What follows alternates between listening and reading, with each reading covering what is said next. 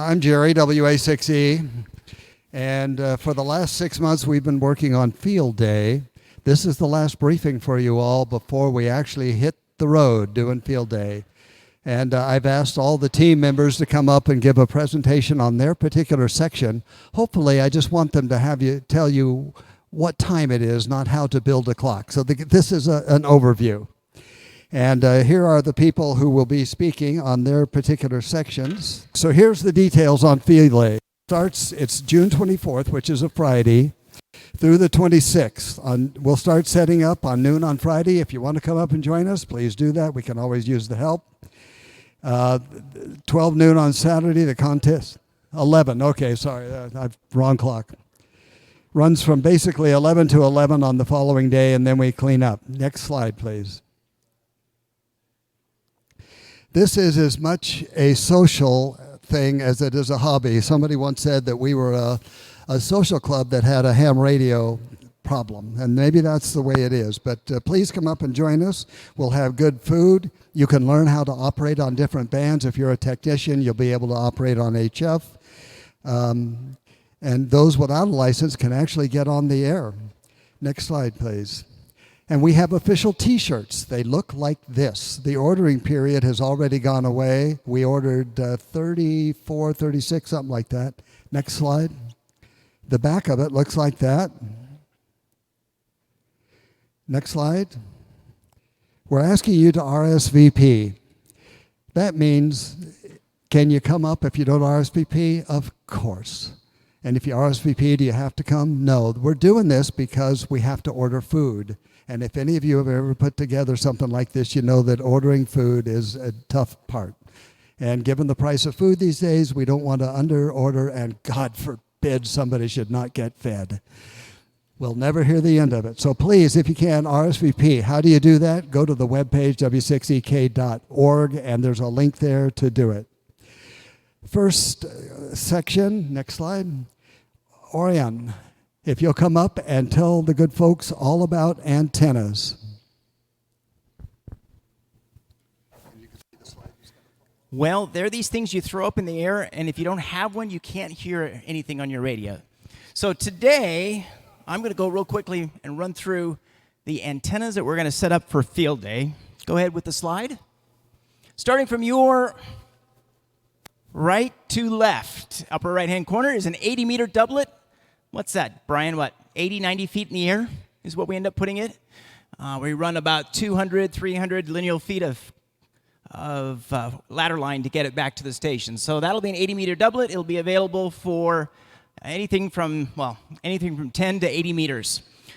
Great antenna. The next one to the left, not the next slide, just the next antenna. I only get one slide, remember? You said I can only get one slide. The next one will be another 80-meter doublet, which will be strung over your head. So when you come to Field Day, duck, because you don't want to get yourself strung up on that one. Then we're going to slide down the page a little bit, and you see a little funny shaped thing there called a hex beam. That one will be strung for 20, 15, and 10 meters. We will put a triplexer on it, and we'll be able to run 3 radios off that one antenna. The next one over to the left from there will be our VHF UHF cluster. We string a line up in the tree, and we hang loops off of them, and then we'll run VHF and UHF antennas off there. We'll have 6 meters, 2 meters, 440, and are we doing the 1.2 gig this year? Yes, and we'll be doing 1.2 gig. Now, if you go farther to the left, we have a 40-meter wire beam. So you're probably familiar with the Yagi, where you stick a big, massive thing in the air. This will be a wire beam, and it's shaped in an inverted V. And then we will have ARRL's N680L's tri-beam there. And that one does 20, 10, and 15 too, right? Or is it just 20? 20, 10, and 15. And the last antenna we'll put up is Gary, KC3PO's 180-meter end-fed, and that works on 180, 40, 20, 180, 80, 160, 80, 40, 20, and 10. So we have quite a plethora of antennas to get up. So if you're coming and you want to learn how to do this, string trees, we have rocket propelling devices. No, tennis ball propelling devices. Let me tell you a story. We went to the Western States training run, and you shouldn't have seen the most disappointed faces because I didn't use the antenna cannon to put the antenna in the tree this last time. And I put it up on a mast, and they're like, "Where's the cannon?" So, very popular event, and we'll be running 3 teams to set all these up. So if you're interested, let me know. AI6JB@ARRL.net. Thank you, Ryan. I appreciate it. Next slide, please. Herb, KM6JBI, will tell us about the radios, get on the air, and being band captain, what that is. Everybody? Can you hear me? Okay, so basically we're going to have 3 HF radios, and we're going to have set up one for CW, one for voice, and then have an extra one so we can, as the bands open and close, we'll be moving things around. So, and as part of the band captain, I will be monitoring PS3 recorder and saying, hey, you know, 10's going down, 15's coming up, and let's get the filters on, change them, and make sure that we got, you know, someone there operating that band. And we're also going to have get on the air, it's our HF station, no, VHF. And basically, thank you. And so basically what's happened on that is like we have any visitors or kids or someone that wants to get in a amateur radio that wants to, you know, make a contact but doesn't have a license, well, we'll have one of our club members there manning that station and basically showing them the ropes, like, you know, this is how you do the call and, you know, how you do the external exchange. So it's a real great way for kids to get into the hobby. Or if you have anyone in Cub Scouts or Boy Scouts, I guess they can get a sign off a merit badge on this. So that's another thing to do. So like I said, and then I will be bringing my, my 991A, which I'll be running digital, so we'll be doing FT8. So, like I said, I have a spreadsheet online set up for who wants to sign up for the hours. You know, so basically, get on the page. You'll email me like, hey, I want to work from, let's say, 20 to 2030. And then what we'll do is we'll try to pair you up with someone also that will do for you the logging. And the whole idea is we want to be have the radios going at all times for the whole 24-hour. Is it 24-hour period? 24-hour period. So please sign up. Like I said, there'll be times where if there's a radio that's not being used, you want to jump in, you know, just let me know and we'll get you in there. And like I said, and this is the first time I'll be doing band captain, so hopefully I won't screw up too bad. Thank you, Herb. As you can guess, he's basically a traffic cop. So with all those antennas and all those radios, we all don't get on the exact same frequency and work each other, and that's it. Okay, next, with all these scores floating around, we have a system that's been put together by Jim, WA8MPA, and his crew. And then how do we keep track of all the scores? Dennis will come up and tell you. Jim? Thank you. What we have are our number of stations that determines where we are, like if we're 4A or 5A, that's our code, Sacramento Valley. Our computers are already pre-done. Dennis and I spent a lot of time getting them ready to go. So what we have are units that have got the right software, which, by the way, if you follow what Scott is doing with N3FJP, he updated it in the last 10 days or so. So we're on 6.6.3, which is the version we use. We've got all the right parameters for the APIs, everything that we need. So we will set the computers up. We use a Wi-Fi network. It's pretty high powered. You don't want to get too close to that antenna. And then we're going to go ahead and take care of all the logging. And then after the event, Dennis will explain where we're going to go with those spreadsheets, basically, of all those contacts you're going to make. Hundreds and hundreds of contacts, sidebands, CW, digital. I guess I'm next. Not much to talk about on scoring, except that We get 1 point for every sideband contact and 2 points for every CW or digital contact. So the software we're using, N3FJP, does all the automatic scoring for you. All you got to do is log the call, press the return button, and it will keep a running score from every station that's on the air with us. So, yeah, we get different points for different things. We'll get 100 points for having a visit from a dignitary. We'll get 100 points for having a safety officer. Basically, we were trying to get all of the extra points that we can and see if we can come out a little higher this year than we did last year. So if you have any questions, about the logging or the software during the event, Jim and I will be walking around. We'll have an HT so we can communicate with each other, so you can call us on whatever frequency we're going to be using on the site. Thank you, Dennis. Well, as you can imagine, this is up at the Georgetown Airport, and there's a lot of details that goes on. In addition to radios and antennas, there's a lot of infrastructure, tents and tables and all kinds of things that have been put together by Don WB6LPJ, who will be here now to tell you about it. Right now, I have all the pop-ups that we need. With the, I have to check with 3 individuals. What I'm looking for now, is there anybody out there that has like a 10 by 10 pop-up canopy that they can commit to this effort? And what I can do is pick this up prior to the setup date. Al, wonderful. I think you are on the confirmed list for pop-up. So I'm somebody outside of Al. Were you on the confirmed list? Wonderful. Thank you, Smitty. I'll make arrangements to come get the pop-up from you. Beyond infrastructure, that's kind of interesting. Oh, that's a good point. Yeah, we're going to have RV camping for the bigger rigs right over in this area. It's actually right next to Scott's hangar here. And there's plenty of room to park Class A's, larger RVs. Also, there's a turnaround area out here. And one of our hams,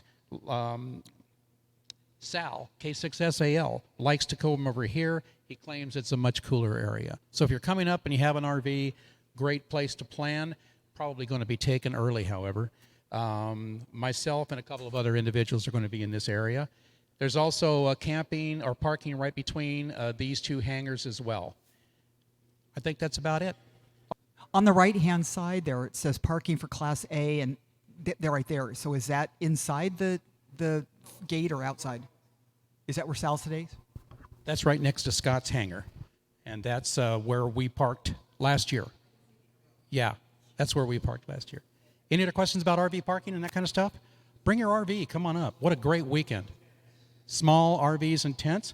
Actually, right in there, right? I don't want to walk that way. Is that where they're going to be? Yep, tent camping up in that area? Okay. Any other questions? Anybody have any? Bring your RV. Come up. It's a blast. Or just come sleep on a cot. And by the way, the repeater will be in use that weekend with Tevis Cup and whatnot. So talk-in is 14643, 5543, 14643? 14643, simplex. So come one, come all. And our next speaker is Graydon, who is our safety officer. Thank you, Jerry.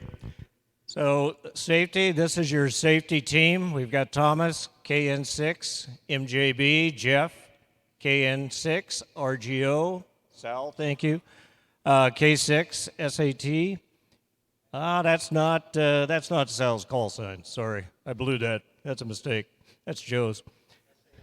SAL, yeah, typo on my part, sorry. And myself, I'm going to be the safety coordinator, KC6 SLE. So what is the objective of safety? We're going to be outdoors. We're going to be around a lot of equipment. So it's very simple.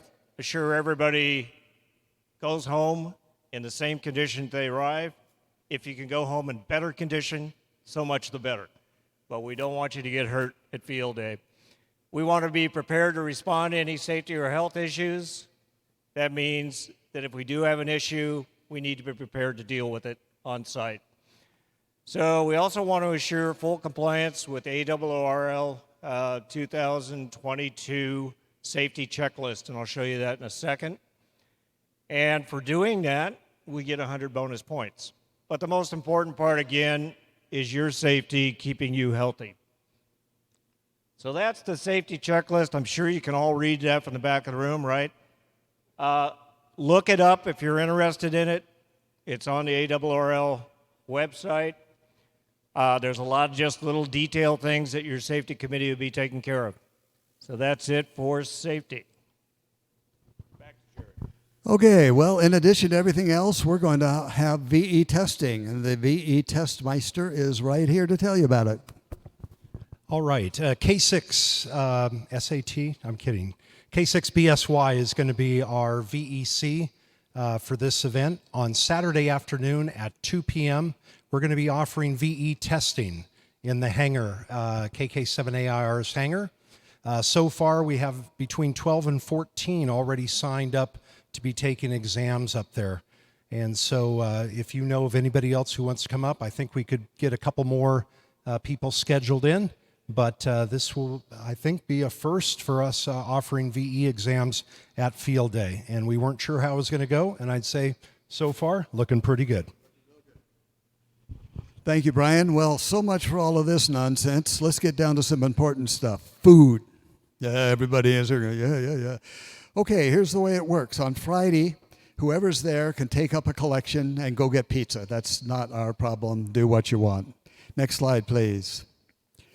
On Saturday and Sunday, Brian and his able assistant Lynn have offered to prepare breakfast. If you've been up there before, you know that they make a great breakfast. Eggs, pancakes, all bacon, of course, all kinds of things. So you don't want to miss that. Unfortunately, it conflicts with the club's breakfast on that Saturday. Pick and choose. I'd come up to the Field Day site, but both will be going on. Next slide, please. We are pleased this year, or lucky, I guess is a better word, to have our barbecue meister emeritus, Jim, KQ6VP, once again manning the barbecue. And he's right here to tell you about what he has planned, so hang on. Well, first of all, I made a great deal with some people out on the highway. We're going to have roadkill stew. Those are the people that don't RSVP. They're going to end up with the stew. I'm also with Alan, KB4 Geo. Is he here? Is Alan here tonight? He's going to do the side dishes. We're basically having tri-tip, marinated tri-tip, and chicken, fried chicken with barbecue sauce. That all starts about noon for us, while your guys are getting loose-lipped in the contest problem. So anyway, I think we're pretty well taken care of. We got baked beans. Someone else is doing the side dishes and the ice cream. So I'll turn that back over to you. Okay. Yeah, he's asking if we're having somebody's doing all the paper products. You bet. All of that's under control. We got plates, cups, plasticware, all the things you need to eat. So if nothing else, come up and enjoy the social camaraderie with the eating. Next, you're there. Once again, the RSVP thing is kind of important, strictly from a budget and a preparation standpoint. Next slide. In summary, this is the way your field day is shaping up for this year. I think we put together a good team. It's set up on Friday. The contest is from 11 a.m. Saturday until about the same time Sunday. Everybody can operate on every band because we'll have licensed control operators there. So if you want to play on bands you're not used to, this is the time to come up. And things to bring. Bring yourself a chair. Yeah, we're going to have chairs, but you never know if there's going to be enough. If you have your favorite chair, bring it along. And bring headphones if you want to work CW or sideband and you're concerned about COVID. Your call. Bring a snack to share. We'll have a big bowl so that people can throw stuff in and snack on it during the day. We'll have water, but if you're so able, bring some water and sunscreen. You can bet it's going to be sunny and hot. This is at the Georgetown Airport, And it's going to be a ball. And in addition to that, we'll have a great score, right, Dennis? Any questions, comments, Barb's? Who first question gets to volunteer to be the chairman next year? Who has a question?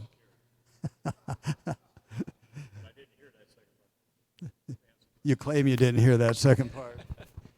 No, do you want to explain if people can't make it, how they can participate and how it can roll up to the club score?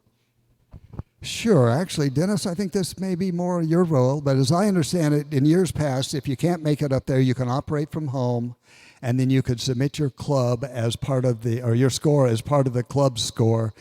We have instructions on exactly how to do that, so your points will be considered. You won't get to eat the food, of course, but you'll have a good time helping the club. Thank you for bringing that up. Anything else? That's Chip. Yes, sir. Or here, okay, Smitty's got you. Just want to clarify the headphone requirement. Is that something that you need to bring to operate, or are there going to be some that a pool that people can grab and use? Just You're questioning the headphones, whether it's really required. Right, It's your choice. There will be headphones there. There will be speakers if you don't want headphones. Got it. Some Okay. people are more comfortable with their headphones. Perfect. If you're one of those, bring it. Good. If you don't care, there's some up there. It'll be fine. Sounds good. That was Okay. rhetorical. I just wanted to get clarification. Is that it? Very good. Anything else? Come one, come all, RSVP. It's going to be a ball. Jeff?